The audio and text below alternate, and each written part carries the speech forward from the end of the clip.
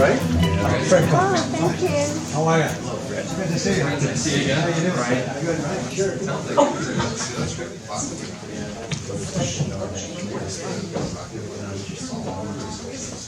Yeah, it's like, it's like, must be working on cutting so- that tree. Yeah. It's recording. Okay, good. Did we get everybody to just call out their name?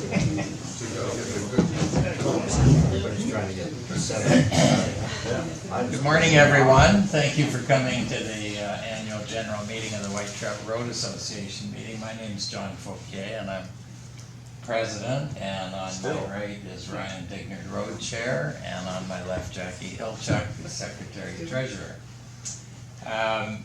This is a pretty pro forma meeting, and we'll march through. I do want to mention that Ryan has some other commitments, so we're going to change the agenda in a few minutes so that he can do his road chair report and then sneak away after a little while. To have an accurate record of who's here, we're going to ask each of you to just stand for a moment and loudly and clearly say your name, because the meeting is being recorded for the purpose of minutes and documenting. Just one person per cottage. And yes, by the way, our quorum, the bylaws stipulate that we have 1/3 of all the members, so that's 18 members for a formal meeting plus 3 directors, and the 3 directors are here. There were proxy forms distributed, and I think there were 5 members submitting proxy forms, all of them designating me as their proxy, so we already have 5. So we need 13 members. We've got clearly more than that. So the quorum is met, so this is an official meeting of the association as required by the bylaw. So maybe, if you don't mind, if we start at the back. Fred, if you could stand and just state your name and purposes so we have an accurate record of who's attended the meeting. Okay, my name is Fred Cox, and I've lived here for about 40 years. We're at 1641 White Trout. We're the cottage at the far end of at the point. So, Great. thank you for doing what you're doing. You're doing a tremendous job. I appreciate it. Thank you very much. Next, along the back row, please. Stephanie Jocelyn Fogarty. This is my first meeting. My father, Roland Jocelyn, used to come, but is no longer with us. Oh, sorry to hear that. Thank you. Linda? Linda Kirkby. Thank you. Judy Baker. Thank you. Loudly, please, so the camera picks it up. Lee? Oh, yeah, you're one member. That's right, one member. Good. Nathan Elliott. Hi. Côte d'Ivoire, Temple Day, Summit Drive. Thank you. Next cottage. Jamie and Linda Buchanan. Thank you, Jamie. Karen Thompson, daughter-in-law of John and Patricia Thompson in Minden Bay. Thank you, Karen. Steve Albinus. Grand Knowlton. Bob DeVries. Thank you, Bob. Kathy Blog and my daughter, Rosalind Pine. Thank you. Gary Lewis, Pathfinder Drive. Don Abel, Pathfinder. Thank you. Hi, Al Goff, Summit Drive. Thank you. Brian Coon, Summit Drive. Thank you. Richard Kennedy, Summit Drive. Thank you. Great. Thank you very much for that. So we are in order. The next meeting matter in business is approval of the 2022 minutes.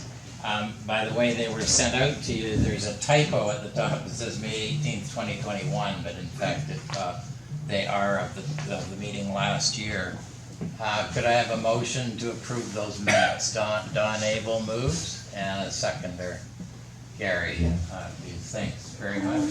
Is there any discussion on the minutes? Corrections, typos, omissions, errors? Seeing none, if you approve the motion to accept them, please raise your hand. Okay, the majority has approved the minutes. Thanks very much. All right, I'm going to now turn the meeting over to the road chair, to Ryan Dignard, for his report. Okay, thanks, John. And I think we were taking roll call there. I think the back row hasn't gone yet, so maybe we could get them to The new back row. back row. If you can stand and Paul and Danny Watson were at the bottom of meeting trail. okay. Okay. Mike and Heather, meeting trail, Beetle. Thank you. Perfect. I did send out my road report, but I sent it out a bit late. Probably was sent out to everybody last night, so you may or may not have had a chance to review that. So I'll, maybe I won't read it verbatim, but we'll go over all the key points like I do every year for things that we did in 2022, and then we'll talk about what we are planning to do in 2023, which you probably saw some things are already underway. So, I'll start off by saying welcome, and you know, I think we're in for another good season here up north, and we've already had some really warm days, so I think the road is benefiting from that. It really you know, dried up, firmed up from the winter thaw, so I think that this year the road is looking really good. Even areas that typically wash out, like the main hill off of Quagmire Lake Road, you know, just didn't occur this year as bad as it did in other years. So, you know, other than a few potholes and a little bit of washboard, I think we're in really good shape. But we are still going to be having our annual maintenance done by Bacher Construction, and I've been speaking to Eric over the spring here, and we came up with a plan which is similar to the plan that we had last year, where we had 10 loads of material and the grading of the entire roads A and B. So we are going to be doing that same program again. 10 seems to be a good number of loads of the road material distributed appropriately. I think it's 7 goes on to road A, seeing that it gets a lot more wear and tear, and then the remainder will go on road B, and then they'll get to the grading. So that's all going to happen next week. He told me, pending, you know, something happening. So I think, according to Eric, he's already gotten to Meeting Trail and Shoreline. Correct me if I'm wrong, but that'll leave us in line for next week. And they did do some of the other things we've asked for this year. That includes fixing that culvert that was sticking up at the intersection with Meeting Trail. It's been sticking up for a little while now, and looks like they've reset that. So hopefully that improves things there if there was any issue. We did a little bit of cold patch tar material on Summit Hill. We just had one big pothole we had to take care of, so that was pretty minor. And the other minor things were just fixing a couple ditches where they were excessively deep, it looks like, and there was some issue with, especially the plows in the winter, kind of just backing into the ditch and getting stuck or what have you. So that's the one ditch in culvert at Shoreline. They filled that with some large rocks just to allow the water to pass through and raise it up, the base up a little. And what we call White Rabbit Flats, which is way over as you're coming in, maybe a half a kilometer in from the main road there. So that was another area that got a little bit of attention. So all told, our budget this year, well, not our budget, but our expenses for Bacher are just over $10,000, and that includes what they're calling fuel surcharges, the new era of, I think it's a fancy word for tax or something like that, but anyway, fuel surcharge on that. So that's what we're spending this year on some road work. I should mention that last year, Don Abel really helped us out with, he has a Kubota and he was doing some of the grading during the season, just helping with the control of the washboard, so we really appreciated that. Maybe we'll see it again this year, hopefully. But that was, I'll get to the worker bee in a minute, but that might occur at the worker bee, which you've heard me talk about each year. So we'll get to that in a minute.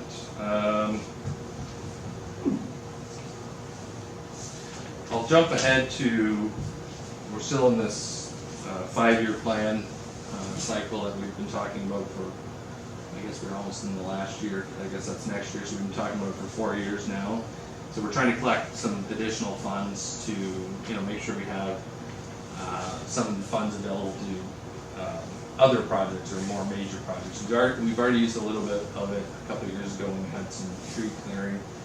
A lot of the dead trees were taken down.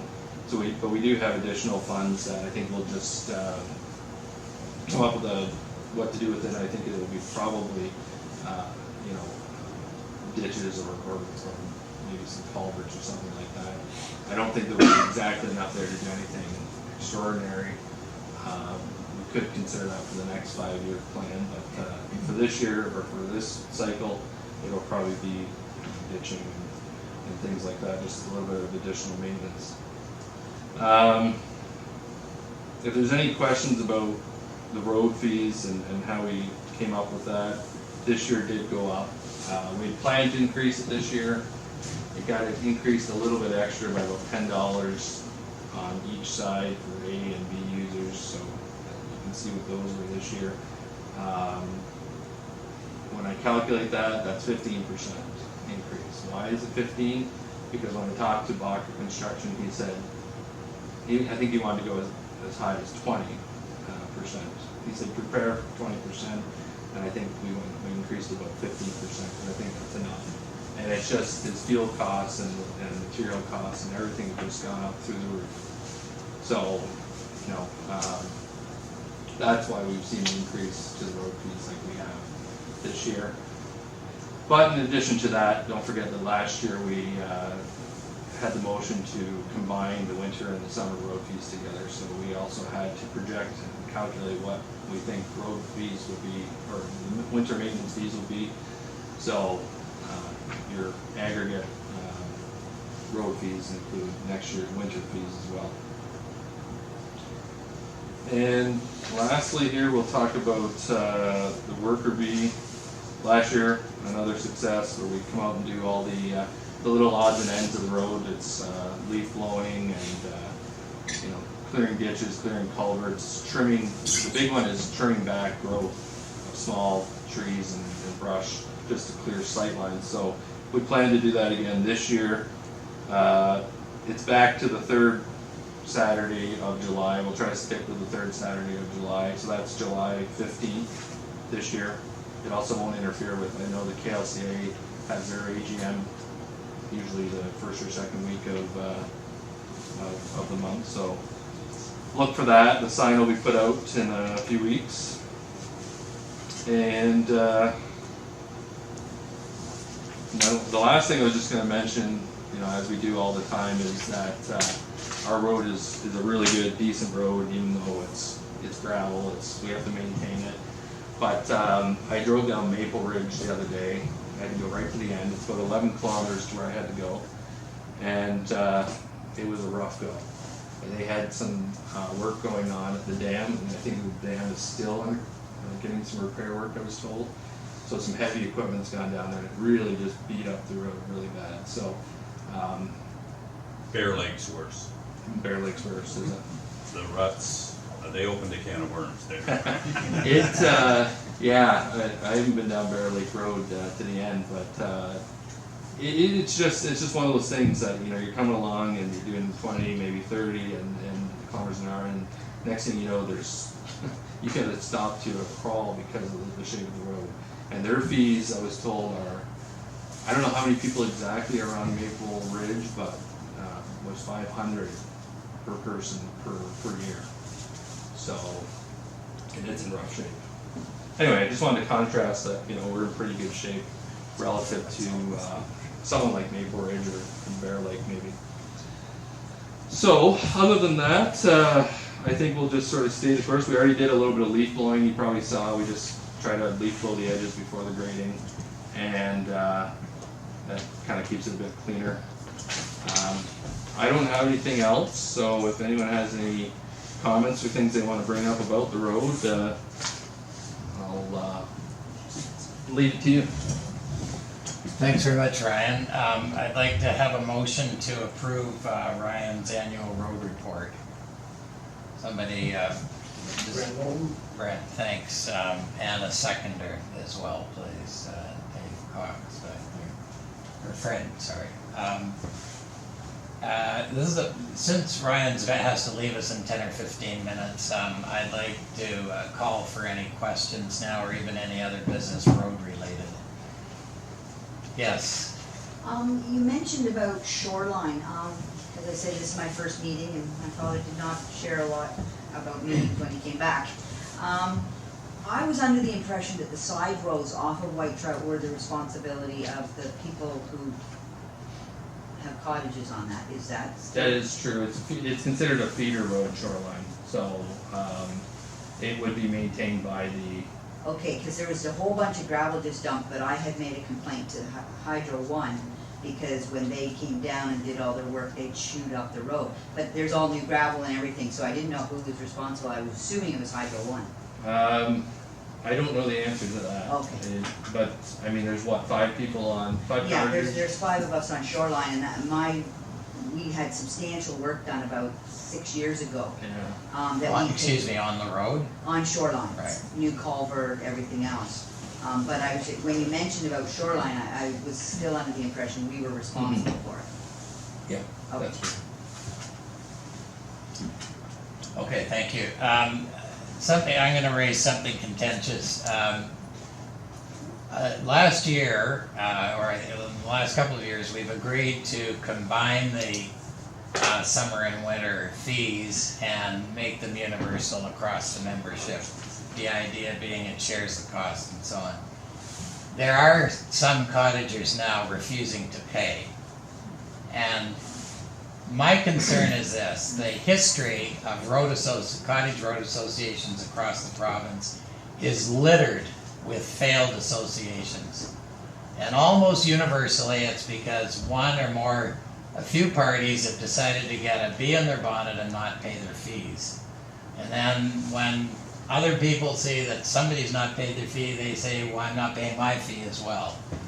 And the association collapses. So we've really got 2 fundamental things. We either agree, as we have formally in this association, to spread the fees whether you're a winter user or not, understanding that you're doing your bit for the community, or go back to a system of splitting it so the winter users pay a much greater share, or a greater share, I'll say much is relative, a greater share for their winter use, and the summer-only users then are divorced from that and are not involved and don't pay for winter. So I'd like to have opinions from you as to whether we stay the course, do what we're doing, and somehow deal with the people who are either refusing to pay or reluctant to pay or late to pay, or whether you want to reverse it all and go back to a split system where the winter users pay for their winter use. Fred? Just a quick question, how many people haven't paid, and how many people in the association that have paid? Jackie can answer that, she's the treasurer. I'd say there's roughly 3 cottagers How many? right now. 3 3. that are somewhat objecting, not including my. 3 haven't paid, out of No, how many? you're one of them, Jackie, there's more No, than I'm not 3. including myself. I also object to it. Because if you don't have access whatsoever in the winter, or if no emergency vehicles are going to have access to your cottage in the winter, then essentially you're subsidizing everybody else's winter use. So there's 3 that haven't paid out of how many that have paid? Well, not everybody is paid. I mean, Well, how many will be paid? right now I've got 91 and over, 3,893 outstanding. Of that, 625 I carried forward from Karina when I took the books over in 2017. Sorry. So I've got in that category there, I've got, also notwithstanding the member who refuses to pay any road fees at all for Meeting Trail. Sorry, I can't hear you. I guess my question is. So I would say there's roughly 3, there's 3 haven't paid. cottagers. And how many who- invoices did you send out altogether? Everybody. So How what's many is that that? number? Number. The number I billed, this year I billed 31,000. No, we have 67 members in the association? 67 members. 63 cottages. 3 haven't paid. 63 cottages. I stand corrected, 63. 63. That's what Fred wanted. 3 haven't paid, is that correct? Not the dollars, the number. Oh, I see, okay, well, anyways, that's the issue. There's, are some people that are not happy, and some people have told me that, you know, they're gonna pay, and they're paying even though they don't use in the winter. And but they're going along and paying, so I pay, but I'm not happy about it either, Jamie, because just there's no hang on a access. Let me just add as a quick footnote, as an incorporated association, we have no ability to influence through liens or any other measure on any cottagers, so we don't have any economic clout over people, but there's still an issue. If some people begin to say, I won't pay because I'm not here in the wintertime, despite our approved policy, it's a problem that it will not go away and needs to be dealt with. Jamie? So are the people that are unhappy with the winter policy not paying anything, or not paying some portion that they deem as winter? Nobody has said to me that I'm not gonna pay anything, you know what I mean? I have talked to, though, a couple of people who were unhappy about having to pay for winter plowing. One of them, who normally pay on time, haven't paid anything yet at all this year, and are also not at the meeting this year when they normally would be. So, you know, yeah, it's an issue for some people. I don't have specific people that I can point at and say, well, you know, these people aren't happy and they're not paying, but I do, you know, there are some people that certainly are paying even though they don't use in the winter and they don't use the roads in the winter and they're not happy about it. So are they refusing to pay the summer, like, it's now it's combined. Right, so now muddy. it's combined. So are they not paying any portion of? One particular one, like I just said, hasn't paid anything yet, and they normally would have paid by now, and they would have been at the meeting, and they're not here. I mean, that's just late then. I mean, I haven't paid yet this year.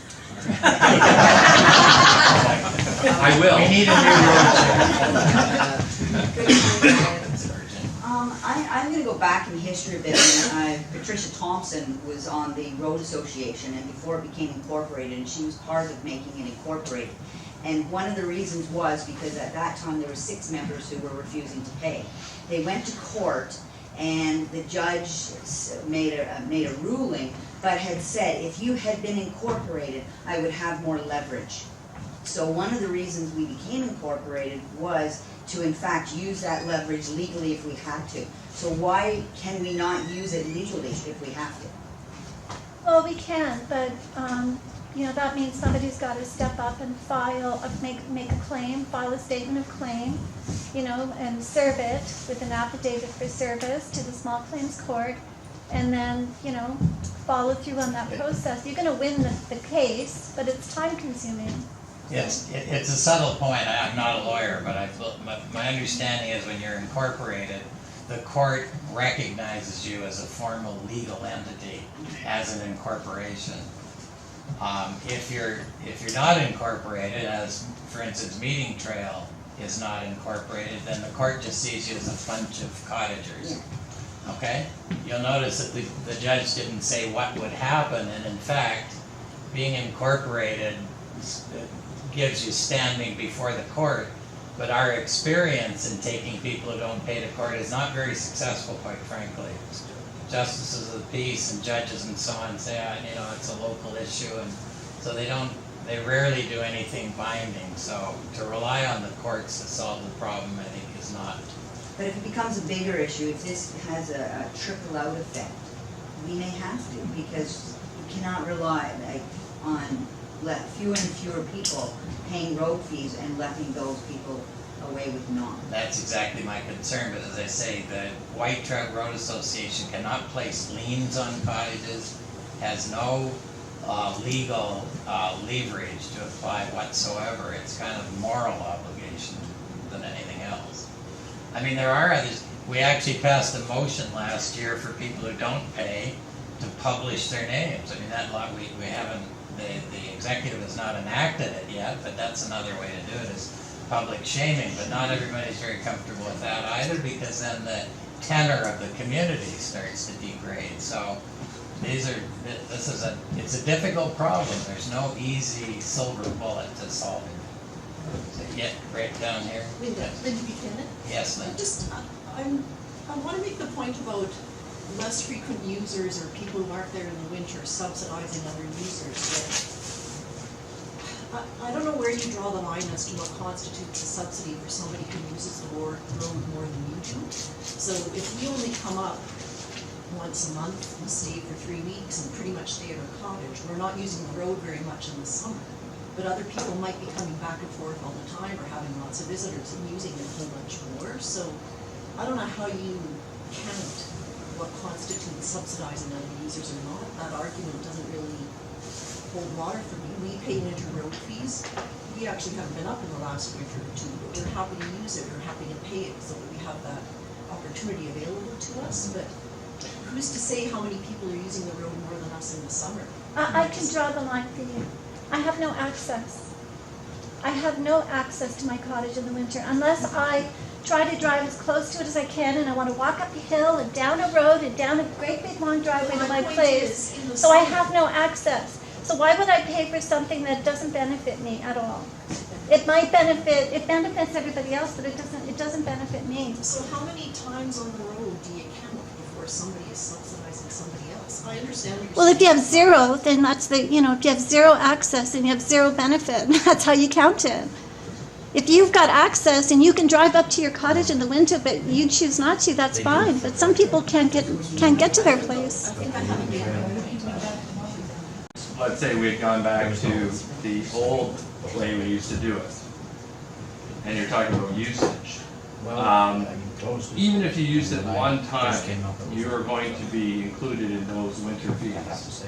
So, to your point, I've seen you use your cottage in the winter.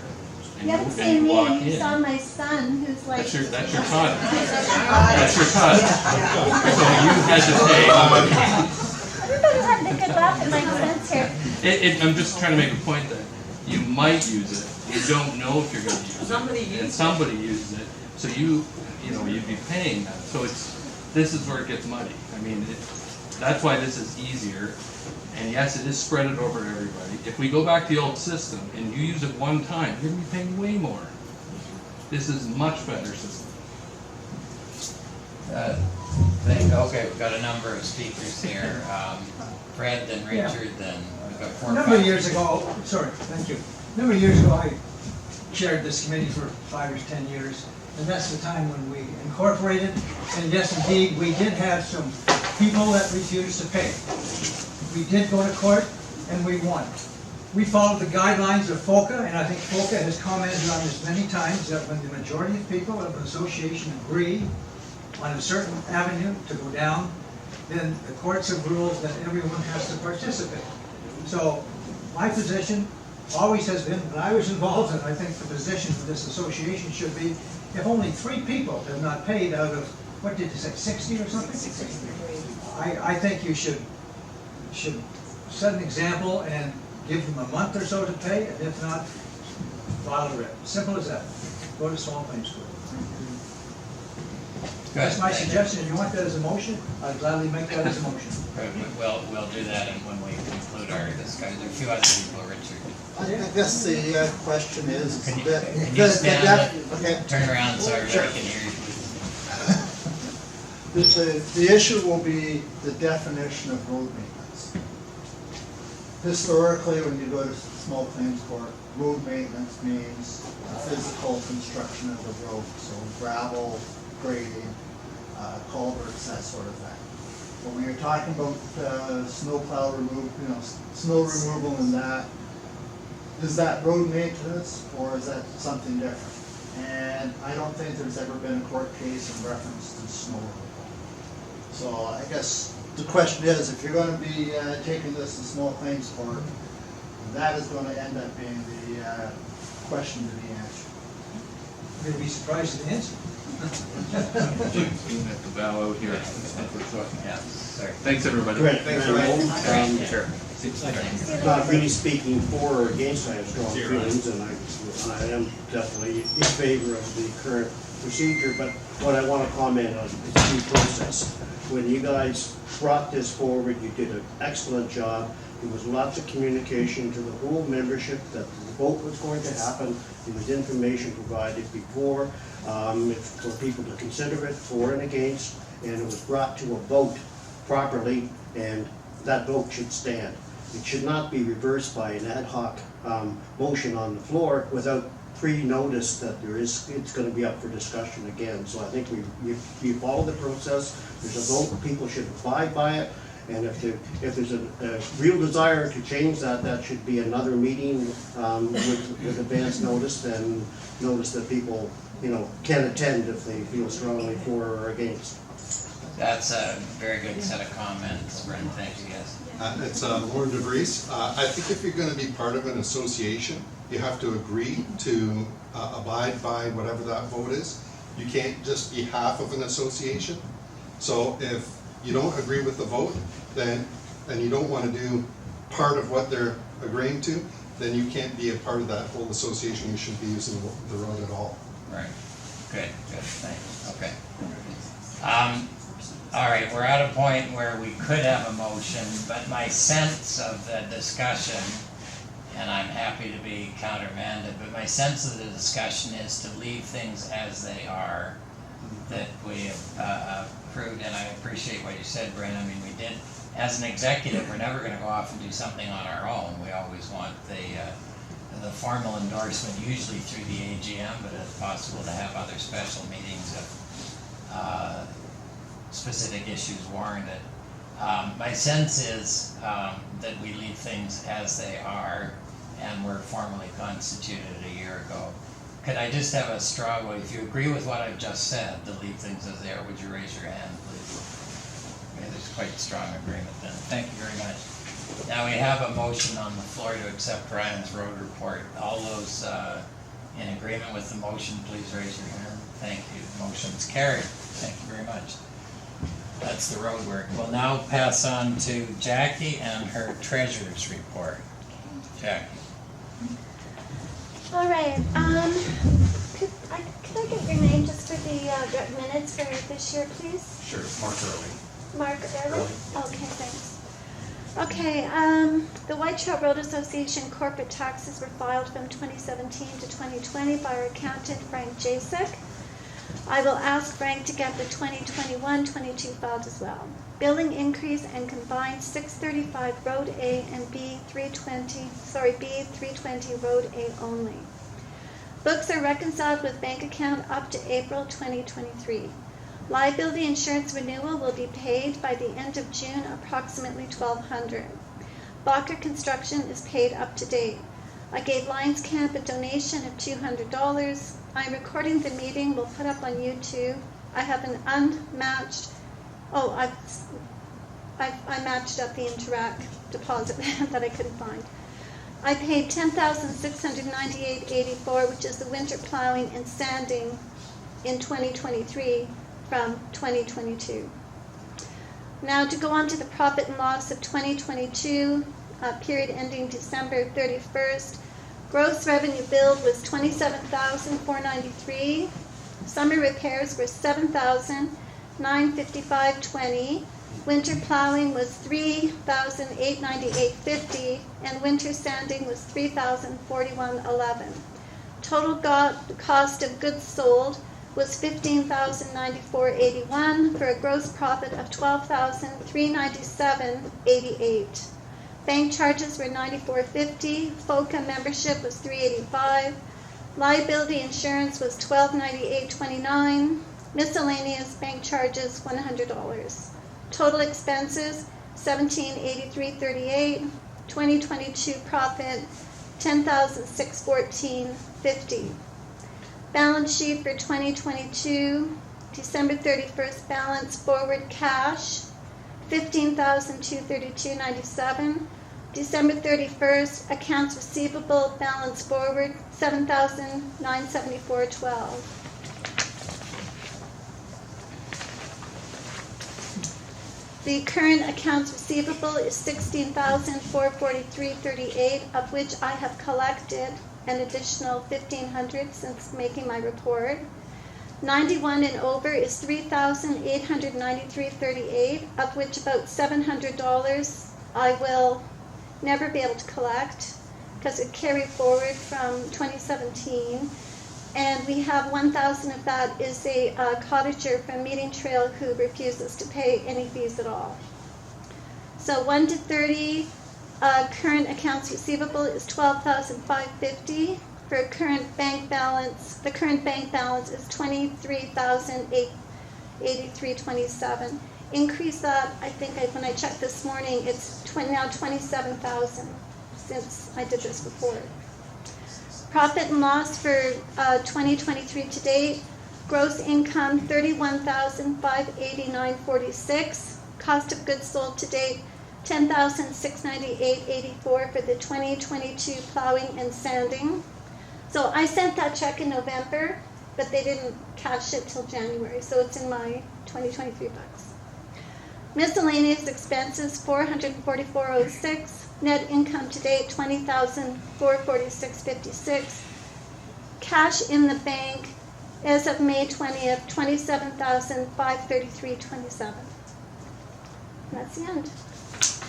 I know it's difficult to hear a verbal report, so any questions you'd like to ask Jackie? Don, go ahead. Not necessarily the funds owned by the Meeting Trail cottager, but why not just write off the $700? Because that's from before you took over.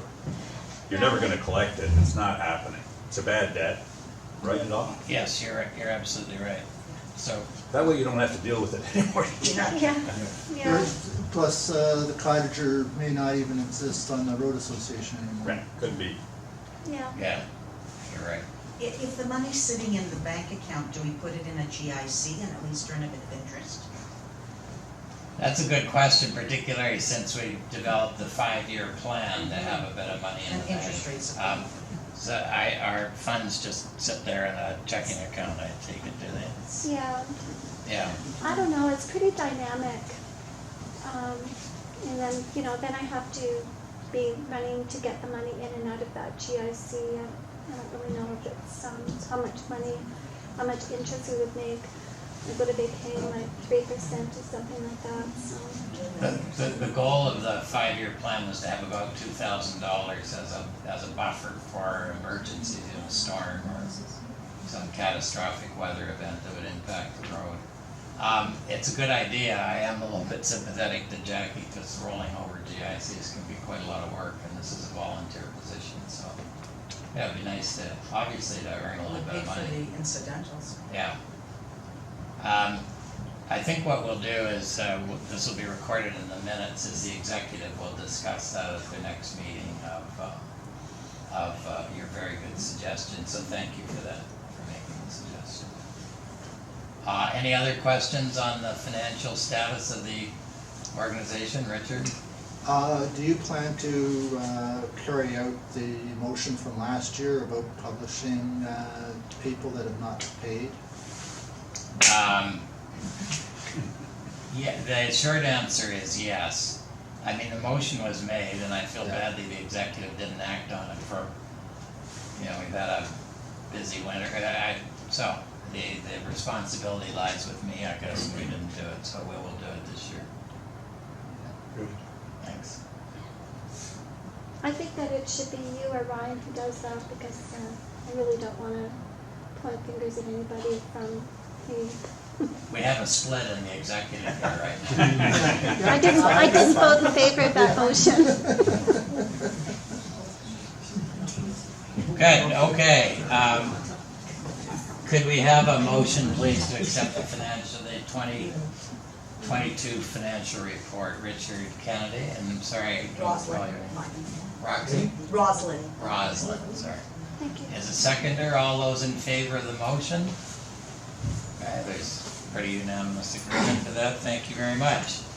The next item then is the nomination for board of directors. So who would like to come up here and push me aside and take over? Are there any nominations from the floor? What's the pay? We can't afford you. The pay is all the fees owed by the people who refuse to pay.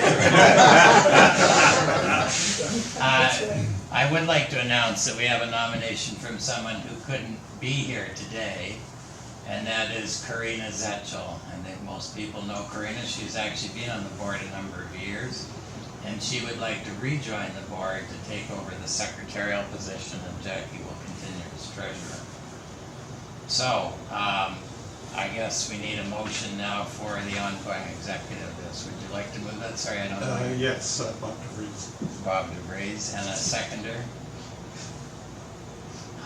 Gary Hughes. So, all those in agreement with the executive carrying on with the addition of Karina Zetchell? That's carried as well. Thank you very much. I noticed that Mark Early has just joined us, and I just wanted to take a moment to comment on the fact that, Mark, we all, I think, would like to extend our sympathies to you in the loss of your dad. Don Early was an incredible member of the community, worked countless hours on the quality of White Truck Road, and I know from a personal standpoint, I thought he was a most remarkable man, so I'd like to offer sympathies from the association and the executive, Mark, to you and your family. So now we can just open up the floor to any other business. Who's got issues with respect to the roads that they would like to entertain? Anybody? Boy, what a quiet group. Must be the rain. Well, seeing none then, we'll entertain a motion to adjourn the annual meeting and carry on with Life at the Cottage. Don, you're making that motion? The seconder to adjourn the meeting? Stephanie. Sorry, Stephanie. Okay, all in favor of adjournment? Seeing that. Thank you very much for coming out, much appreciated. And let us know if issues arise. We're here to try to. Thank you. Everyone says so. Babysitters in the room. We're gonna need to get work on Chadwick's old place. So, we're looking to get our small children. he was saying that, It's all like